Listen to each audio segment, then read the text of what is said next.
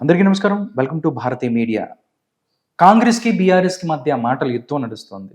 మేడిగడ్డకి సంబంధించి BRS party ఈరోజు టూర్‌కెళ్తుంది. అక్కడ మేము వాస్తవాలను ప్రజలకి తెలియజేస్తామంటుంది. దాంతో పాటు కాంగ్రెస్ పార్టీ కూడా మీరు అక్కడికెళ్ళి ఏం చేస్తారని అంతకుముందు కేసీఆర్ గారు అన్నారు. బొందలగడ్డ అని చెప్పి కేసీఆర్ అన్నారు అని చెప్పి కాంగ్రెస్ ఎదురుదాడి చేస్తుంది. దీని మీద మనతో విశ్లేషణలో పాల్గొంటున్నారు కాంగ్రెస్ పార్టీ అధికార ప్రతినిధి సంధ్యారెడ్డి గారు. మేడంతో మాట్లాడదాం. నమస్కారం మేడం. నమస్తే అండి. మేడం ఎలా ఉన్నారు? బాగున్నాను. మేడిగడ్డ టూర్‌కి వెళ్తుంది బీఆర్ఎస్ పార్టీ. ఒక పెద్ద బస్సు ఏసుకొని అందరూ వెళ్ళి ఇంజినీర్లు ఎవరైతే ఇరిగేషన్ నిపుణులను తీసుకెళ్ళి అక్కడంతా ఏదైతే ఉందో అది ప్రజలకు వివరిస్తామని చెప్పి వెళ్తున్నారు. మేడిగడ్డ టూర్‌ని, బీఆర్ఎస్ టూర్‌ని మీరు ఏ విధంగా చూస్తారు? ఇప్పుడు మేము గతంలో మేడిగడ్డ వెళ్ళేసి చూసొస్తున్నాము. అక్కడ జరిగిన పరిణామాలన్నీ కూడా ప్రజలకు వివరిస్తున్నామని చెప్పినప్పుడు హ్మ్. కేసీఆర్ గారు హ్మ్. నల్గొండ సభలో ఏమన్నారండి? హ్మ్. ఇప్పుడు కాంగ్రెస్ పార్టీ అధికారంలోకి వచ్చిన తర్వాత బోర్ల బొక్కలు పడ్డాడు, హ్మ్. కింద పడ్డాడు, నడుములిరిని హాస్పిటల్కి వెళ్ళి వచ్చిండు. అసెంబ్లీకి కూడా రాకుండా ఏదో ప్రమాణ స్వీకారం చేసేసి నల్గొండ సభ పెట్టిండు. మేడిగడ్డ మేము వెళ్తున్నామంటే ఇక్కడ నల్గొండలో సభ పెట్టిండు. నల్గొండ సభలో పెట్టి ఏమన్నాడు? ఏం పీకనికపోతున్నారు రా కాంగ్రెస్ వాళ్ళు అన్నాడు. ఇవాళ మేము అడుగుతున్నాం రా, మీరేం పీకడానికి మీరు వెళ్తున్నారు ఈ రోజు మేడిగడ్డకి? ఇన్ని రోజులు పీకంది, ఇవాళ ఏం పీకుదాం అనుకుంటున్నారు అనేది. ఎందుకంటే ఇప్పుడు మీరు మాట్లాడితేనేమో మంచి భాష అంటారు, మేము మాట్లాడితే సంస్కారం కాదంటారు. మా రేవంత్ రెడ్డి గారు కరెక్ట్ మొగుడు మీకు సమాధానం చెప్పాలంటే రేవంత్ రెడ్డి గారు పెద్ద మొగుడు మీకు. లేకపోతే మీలాంటి వల్ల నేను అడుగుతున్నానండి, ఇలా పెద్ద ఎంపీ ఎలక్షన్లే డ్రామా ఇలా తండ్రి కొడుకులది. ఎందుకంటే ఇప్పుడు ఆల్రెడీ కర్ర కాల్చి వార్త పెట్టినారు ఇలా ప్రజలు.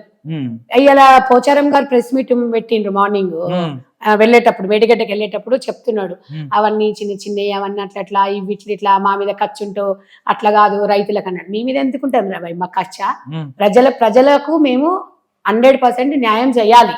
మీ మీద ఉండదు. మీ మీద ఉంటే మీరు జైలుకు పోతారు. ఇలా ప్రజల సొమ్ము కాబట్టి జైలుకు పోవాల్సిన పరిస్థితి మీద వస్తుంది.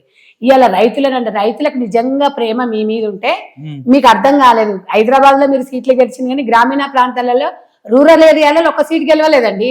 మరి రూరల్ ఏరియా ఉండేది అగ్రికల్చర్ అంటే ఇలా రైతులే కదా. ఆ రైతులు మీకు ఎందుకు ఓటేయలేదు? మీరు కరెక్టే ఎలుగబెట్టిండ్రు కదా. కాంగ్రెస్ ఎందుకు పట్టం కట్టిరు? కాంగ్రెస్ పార్టీ కన్నతల్లి లాంటిదని రైతులు నమ్మిండ్రు కాబట్టి మాకు ఓటేసిండ్రు. కాబట్టి వాళ్ళకి అన్యాయం జరగొద్దు. ఇవాళ మేడిగడ్డలో ఎంత అవినీతి మొన్నటి వరకు సార్ మీరు చూసారు ఎన్నోసారి రాధా గారు ఎన్నిసార్లు అసలు ఏం జరగలేదని చెప్పారు. ఇవాళ 2-3 పిల్లర్లు అని చెప్తున్నారు. అంటే మీ తప్పును మీరు ఒప్పుకుంటున్నారు కదా.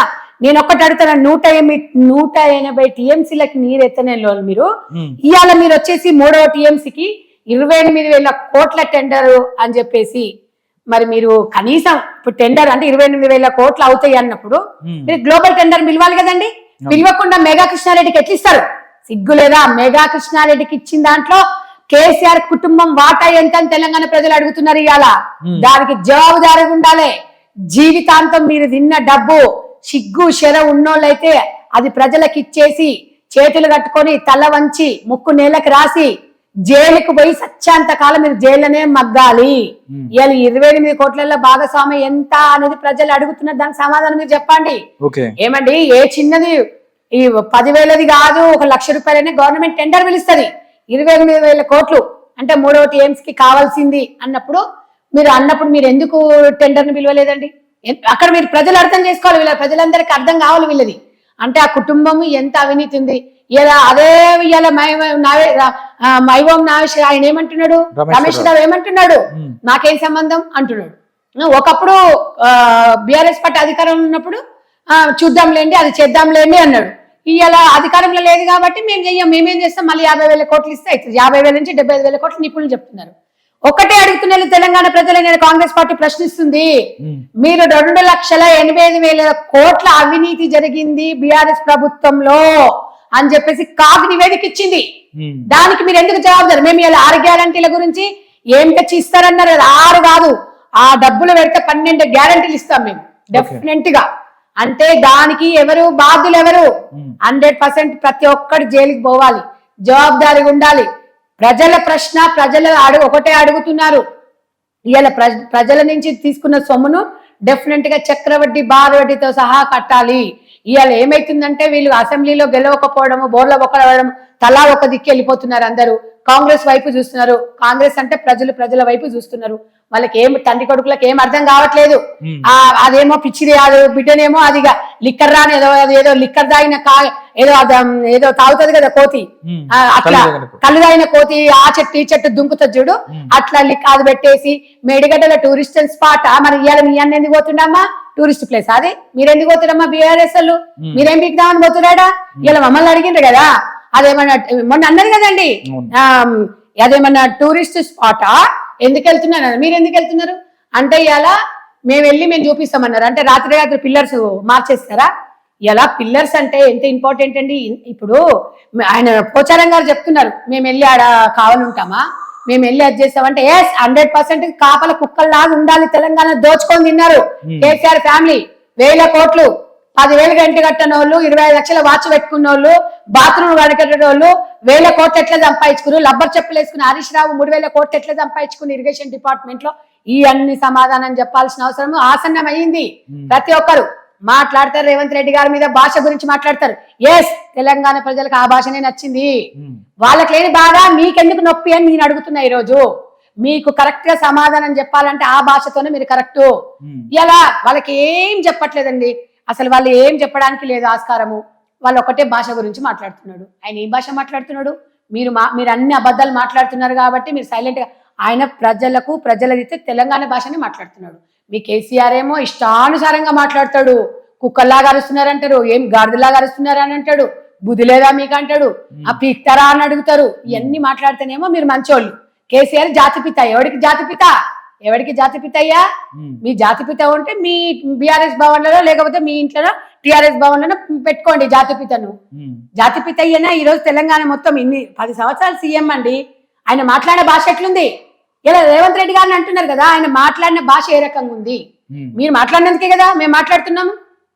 ఇలా ఆయన ఒక పిసిసి అధ్యక్ష స్థానం కూడా వహిస్తున్నాడు. ఆయన 100% ఆయన సీఎం హోదాలో కాదు, పిసిసి అధ్యక్షుడు మారవలేదు కదా, ఆయనే కదా. తప్పకుండా మీకు సమాధానం చెప్పాలి.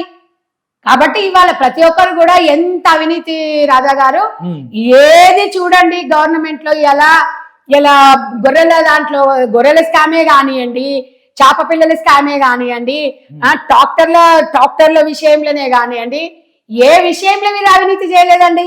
ఏ విషయంలో చెప్పండి? రాత్రికి రాత్రి ఫ్యాయిల్లు మార్చేశారు.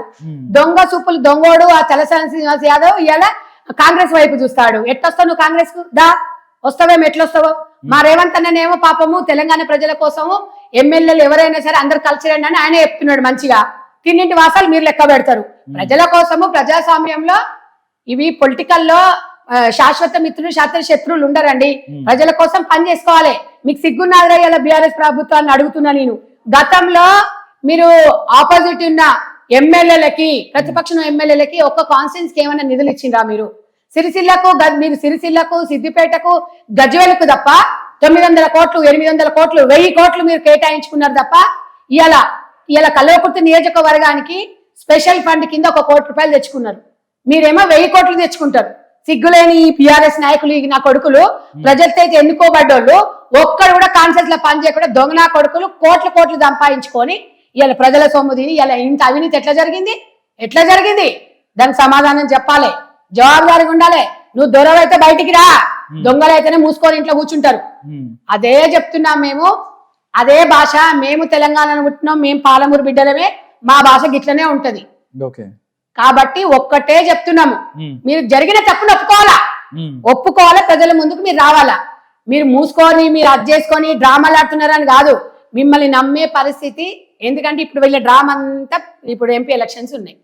ఎంపీ ఎలక్షన్ లేకపోతే ఎవడు అసలు అక్కడ ఇప్పుడు మొన్న రాములు గారిని కూడా చూసిండ్రు. మొన్న నాగర్ కర్నూలు నుంచి ఆయన బీజేపీలో చేరిండు. మీ మీద నమ్మకం ఉంది వాళ్ళకి? మీరు నిజంగా ఇలా మా గురించి మాట్లాడుతున్నారు. పొద్దున ఎవరు ప్రకాష్ గారట, ఆయన బీఆర్ఎస్ నేత, ఆయన పొద్దున ప్రెస్ మీట్ లో చెప్తున్నాడు, రేవంత్ రెడ్డికి ఏం తెలుసు, జై తెలంగాణ అన్నాడా అన్నాడు. అరే సిగ్గులేని వెదవా, మీ దాంట్లో జై తెలంగాణ ఎవడు? తలసాని శ్రీనివాస్ జై తెలంగాణ అన్నాడారా? ఇవాళ మీ దానం నాగేందర్ కట్టబట్టుకొని ఉరికిచ్చి కొట్టిండు, సిగ్గులేదా? మీ దాంట్లో పెట్టుకోలేదా మీరు? ఇవాళ కడియం శ్రీహరి జై తెలంగాణ అన్నాడా? మీ దాంట్లో సబితా ఇంద్రారెడ్డి ఏ పార్టీలో గెలిచింది? ఏ పార్టీలో గెలిచి ఏ పార్టీలో మినిస్టర్ ఇచ్చిర్రా మీరు? సిగ్గులేని వల్ల ఆకాశం మీద ఊంచనికపోతే మీ మొహాల మీద పడుతుంది, మీ మొహాలు మండ. మీరు మాట్లాడుతున్నారు రేవంత్ రెడ్డి గారి గురించి. పార్టీ మారిన తర్వాత మా పార్టీలోనే ఉన్నాడు, కొడంగల్లో ఓడిపోయిన తర్వాత కూడా ఎంపీగా పోటీ చేసిండు, గెలిచిండు. ఇలా ఎంపీ గెలిచి ఏం చేసిండు అని చెప్పి బీజేపీ నాయకులు అంటున్నారు. అరే మీకు చెవట దద్దమ్మలారా, బీజేపీ నాయకులారా, ఎంపీ ఫండ్స్ అనేది ఎవరిస్తే రాష్ట్ర ప్రభుత్వం ఇస్తుందా, కేంద్ర ప్రభుత్వం ఇస్తుందా? కేంద్ర ప్రభుత్వము మీరు సౌత్ ప్రేమను చూపించింది కాబట్టి మల్కాజ్గిరికి మీరు నిధులు కేటాయించలేదు. కేటాయించినప్పుడు ఆయన ఇంటికి తీసుకొచ్చి పెడతాడా అండి? ఇవన్నీ ప్రతి ఒక్కరు కూడా, ప్రతి ఒక్క పార్టీ కూడా గుర్తు పెట్టుకోవాలి. కానీ ఇలా కాంగ్రెస్ పార్టీ 10 కోట్లు ప్రతి నియోజకవర్గానికి రిలీజ్ చేసిందండి. అక్కడ బీఆర్ఎస్ నాయకుడు ఉందని చూడలేదు, కాంగ్రెస్ పార్టీ ఉందని చూడలేదు. ప్రజల పక్షాన ఉన్న ఎమ్మెల్యేలకు నిధులు మొత్తం ఇచ్చిండ్రు. అది రా కాంగ్రెస్ చరిత్ర. ఇది బీఆర్ఎస్ పార్టీ చరిత్ర. బీఆర్ఎస్ అంటే ఏంది? దొంగల పార్టీ, దొంగల ముఠ.